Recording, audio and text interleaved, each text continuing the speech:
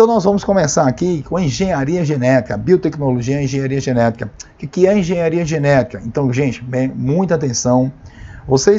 É questão conceitual que a engenharia genética ela consiste em um conjunto de técnicas. Essas técnicas elas são desenvolvidas em prol, claro, de uma melhoria nas condições humanas e no tratamento de doenças e através da manipulação. Lembrando que a engenharia genética ela é responsável pela manipulação. A engenharia genética, na verdade, ela é uma ramificação, na verdade, uma dissidência que nós temos da biotecnologia.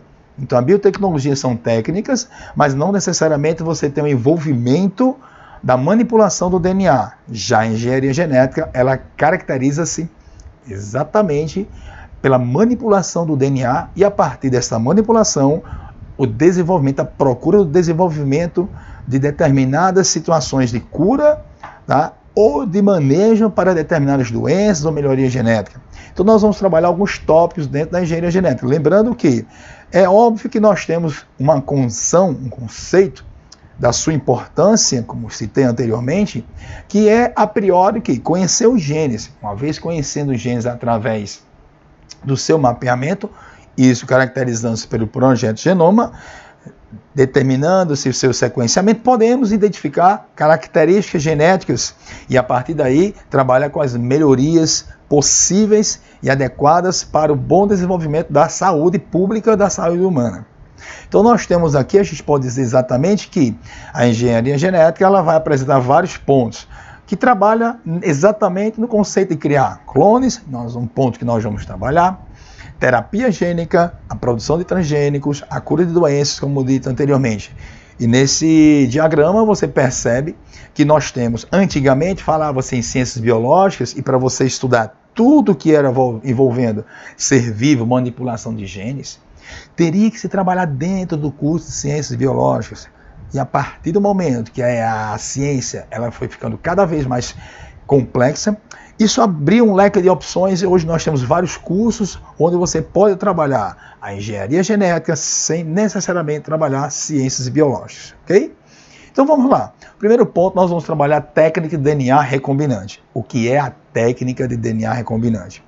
Um procedimento que nós vamos ter, neste caso, o isolamento de um gene. A priori, esse gene é um gene humano. Qual o propósito do isolamento desse gene? Esse gene vai ser isolado para que, posteriormente, ele venha a ser duplicado e, pela condição desse gene produzir alguma característica, algum fator fenotípico, tenha a possibilidade de ser utilizado pelo homem. Porém, não é necessário que você tenha a condição de extrair apenas um gene humano. Porém, nós estamos falando de engenharia genética em prol do desenvolvimento, principalmente da saúde pública humana. E daí, pessoal, como poderia acontecer? Existem duas palavras importantes dentro da técnica de DNA recombinante. Entendam o termo técnica de DNA recombinante. Recombinação é a manipulação desse DNA. Eu vou modificar o DNA. Então, tem duas palavras importantes. Uma, plasmídeos, anotem aí. E a outra palavra fundamental dentro desta técnica, e é uma técnica que ela vai ser fundamental para que você, ao entendê-la, você vai conseguir desenvolver outros tópicos dentro da engenharia genética, é uma coisinha importante chamada de enzimas de restrição. São as enzimas de restrição. Mas vamos lá. O que é uma enzima de restrição? Uma enzima de restrição, na verdade, pessoal, é uma enzima que ela é produzida em laboratório, porém através da utilização de bactérias. Essa enzima, as bactérias, elas, na verdade, a possuem, né, naturalmente. E uma vez que essas enzimas têm uma ação nas bactérias de cortar o DNA das bactérias para que elas possam, a partir desses fragmentos de DNA bacterianos, conseguir promover um processo de recombinação com outras bactérias, transferindo esses fragmentos cortados por essas enzimas para as bactérias receptoras e, com isso, essas receptoras tornando-se, desta forma, bactérias recombinantes. O homem, e isso estamos falando na década de 80, começou a desenvolver isso daí em prol, claro, da saúde humana. Então, o que acontece? A enzima de restrição ela começou a ser trabalhada sinteticamente, extraindo de bactérias, e a partir dessas bactérias, principalmente a Escherichia coli, alguns autores chamam de Escherichia, isso pouco interessa, a E. coli, e essas enzimas elas começaram a ser produzidas, tá, em laboratório com o objetivo de cortar pontos. Aí vem a condição, mas são pontos específicos? Sim, são pontos específicos, como vocês estão vendo aí. Então, por exemplo, na figura que vocês estão vendo aqui, eu vou colocar para vocês, tá, para que vocês possam entender um pouco o que está acontecendo. Então, vocês vão analisar aqui, ó. Nesse ponto aqui, vocês estão vendo que nós temos o quê? Olha só, existe uma enzima de restrição. Então, ela vai atuar nessa região e ela vai atuar nessa região. Se você perceber, você vai ver que esta enzima específica ela está atuando sempre entre uma guanina, tá, e uma adenina. Lembre-se do pareamento de base, sempre uma base pura com a pirimide. Só que eu estou trabalhando aqui no mesmo filamento, ou seja, na mesma fita. Mas está quebrando sempre onde eu tenho, neste caso aqui, uma guanina e uma adenina. E aí o que acontece? Essa condição também será utilizada, vamos imaginar aqui, que este DNA seja o DNA, neste caso aqui, do DNA de uma bactéria, ou seja, um plasmídio bacteriano, um fragmento bacteriano. Eu vou no genoma, ou seja, no DNA humano, e utilizo a enzima para cortar fragmentos que sempre serão quebrados nesse ponto, GA. Isso é um exemplo hipotético para entendermos. Nessa condição, o fragmento que aí o médico geneticista, o biotecnólogo, o biomédico, o engenheiro biomédico, eles vão encontrar o gene onde suas extremidades estarão exatamente compatíveis com a região que essa sequência gênica será inserida. Uma vez que eu for partir o plasmídio e vou partir especificamente a região do DNA onde eu vou escolher aquele gene, lembrando que são muitos fragmentos, esse fragmento, ao ser identificado pelo geneticista como gene ativo, ele será colocado exatamente para ser inserido, como posso dizer, desta forma, no plasmídio bacteriano. Então vamos tentar entender como funciona exatamente neste ponto aqui. Prestem bem atenção. Se você prestar atenção, olha só, para essa tesourinha é muito simples, ela representa aqui para nós a enzima de restrição. Então qual a função da enzima de restrição? Cortar o DNA em pontos específicos, porém são fragmentos aleatórios, não esqueçam disso. É diferente de uma situação que nós vamos discutir mais à frente em aulas futuras. Estou falando de uma enzima de restrição e nós temos aproximadamente, hoje, estamos em 2020, aproximadamente cerca de pouco mais de 200 tipos de enzimas de restrição, todas produzidas a partir de bactérias em laboratório. Então, o objetivo dessas enzimas é cortar o DNA em pontos específicos, ok? Porém, fragmentos aleatórios, e cabe ao geneticista encontrar esses fragmentos. Então, ela corta, vou prestando atenção aqui, ó, vocês estão vendo que ela vai cortar o fragmento específico. Nós temos aqui um plasmídio. Você vai no genoma, no DNA humano, vai cortar uma mesma sequência como essa aqui, e o que vai acontecer? Então, cortei aqui com a enzima de restrição, vai ter uma ação, obviamente, química, e a partir daqui, esta como se fosse uma colinha, que é uma outra enzima chamada de ligase, também produzida em laboratório, que nós temos, as bactérias têm, as células apresentam, principalmente no processo de replicação do DNA, porém isso aqui é sintético, com o objetivo específico de quê? De unir o fragmento, então estão vendo aqui, ó, o fragmento humano, exatamente o plasmídio bacteriano que eu estou passando aqui. Então, esse vermelho aqui representa para nós o plasmídio, que eu estou representando com a letra P, e aqui, ó, esse aqui representa o gene humano, que neste caso eu vou chamar de gene da insulina. Seria para nós um gene da insulina. Qual a importância disso? Uma vez que eu pego e eu inseri, esse plasmídio que foi extraído de uma bactéria, será, neste caso, recolocado em uma bactéria sadia, uma Escherichia coli, com o plasmídio dessa bactéria, ao receber esse plasmídio recombinado, Essa bactéria será colocada no meio de cultura e ela sofrerá com isso daqui um processo de reprodução dada por divisão binária ou, obviamente, antigamente chamada, nesse caso, de cisciparidade, onde as bactérias vão desenvolver cada nova bactéria, como você está prestando atenção aqui no slide, você vai ver que estas bactérias vão apresentar cada plasmídiozinho apresentando o quê? Um fragmento de gene humano. Por isso nós temos um organismo, no caso, com o DNA recombinado. E aí o que acontece? Uma vez que essas bactérias são colocadas no meio de cultura, elas começarão a produzir, tá, a insulina humana. Qual foi a importância disso? O índice de rejeição 0. Claro, estou produzindo insulina humana, então não há rejeição alguma. Ok, galera? Então, técnica de DNA recombinante, muito cuidado, isso é muito forte nos concursos. Tranquilinho? Então, vamos para frente. Muito bem. Transgênicos. Os transgênicos têm uma relação direta com a técnica. Veja bem, eu coloquei exatamente a técnica de DNA recombinante para entendermos processos posteriores. Transgênicos, o que são transgênicos? Então, pessoal, os transgênicos, muita gente diz, são organismos geneticamente modificados. Muito bem. Está certo? Claro que está certo. Nós temos a possibilidade e nós estamos cercados por transgênicos. Mas é importante deixar uma frase muito clara para vocês. Veja bem. Os organismos geneticamente modificados, os OGMs, então presta bem atenção que está aqui agora. Nem todo OGM é um transgênico, mas todo transgênico é um OGM. E muita gente não entende. Para um organismo ser considerado transgênico, ele precisa receber um material genético, um gene ou genes de organismo de outra espécie.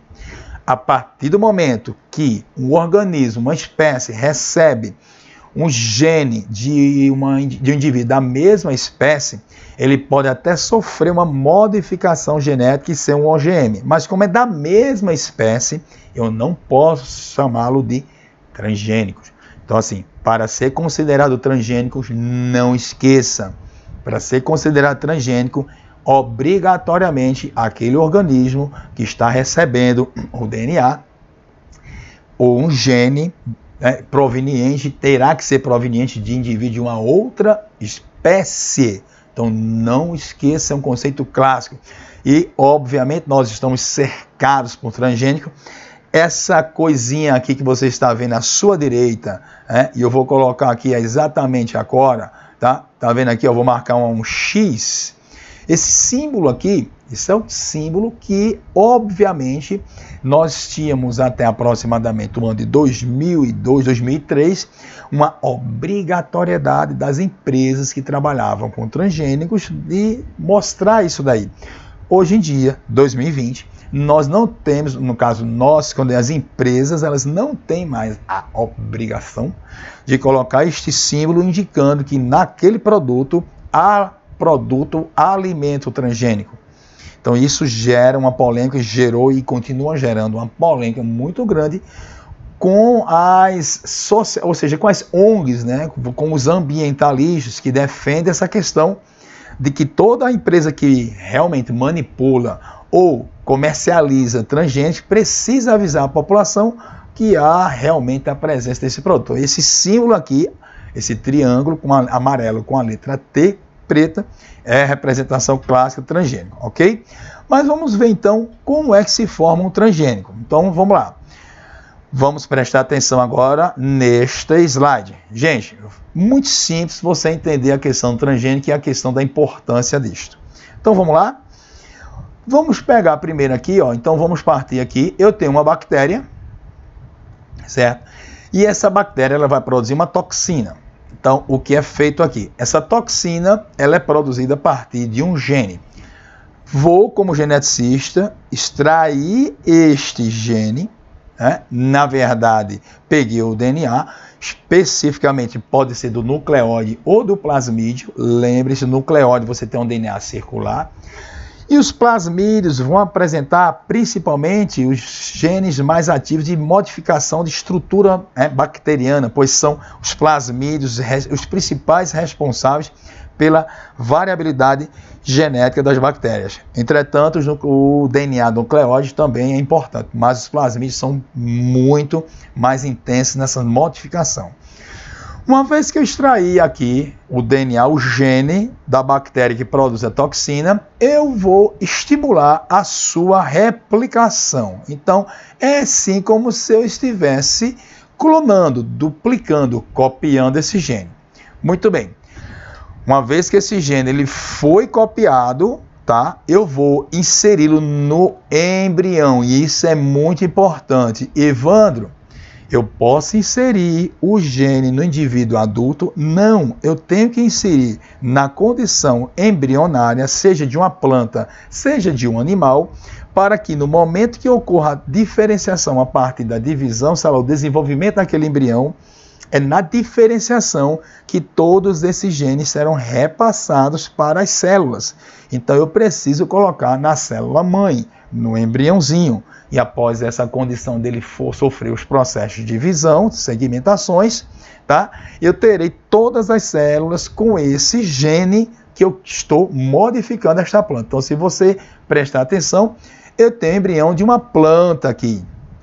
Então, o que está acontecendo? Eu peguei o gene, dupliquei, inseri o que? Na fase embrionária, na semente desta planta, e quando o agricultor planta, por exemplo, soja, que é um dos alimentos que tem o maior percentual de transgênicos nós temos hoje, podemos dizer sem erro de ser feliz, porque nós temos um dado, que é um dado da Organização Mundial de Saúde e do Ministério também da Agricultura, que nós temos nossa soja, a soja brasileira, 98% da soja é transgênica.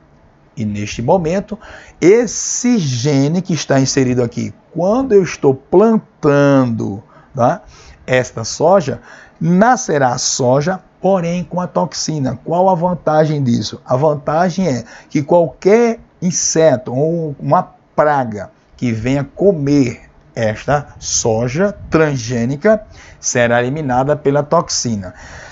E esta toxina fará mal ao ser humano?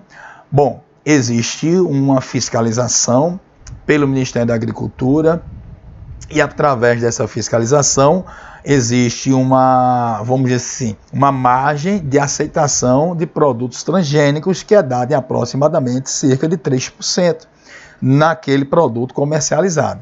E dentro dessa condição, estima-se que há uma margem de segurança, então não tem problema. Então, quando é comercializado, de acordo com o Ministério da Agricultura, é um processo que não vai provocar mal ao ser humano, apesar das polêmicas.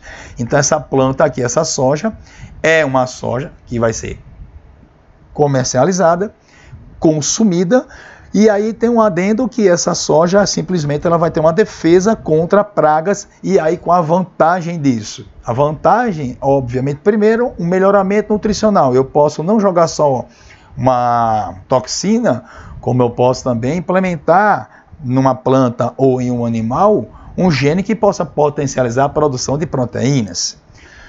Melhor qualidade do gado de corte leiteiro. Eu posso potencializar um leite, já é comercializado. A Embrapa, a Empresa Brasileira de Pesquisas Agropecuárias, essa empresa brasileira, do governo, ela trabalha exatamente com o desenvolvimento de tecnologia em cima disso, que mais trabalha hoje com transgênico, que chega ao Brasil na década de 80 por uma empresa americana chamada Monsanto. E essa empresa, ela é um estatal. Na verdade, todo mundo pensava que era uma estatal, mas uma empresa privada americana, e a Embrapa hoje desenvolve, através de sua tecnologia, muitos alimentos e animais transgênicos, com melhoria, sim, numa proteína, um gado que vai se alimentar menos, vai ficar menos doente, vai ter uma carne melhor, um leite mais forte.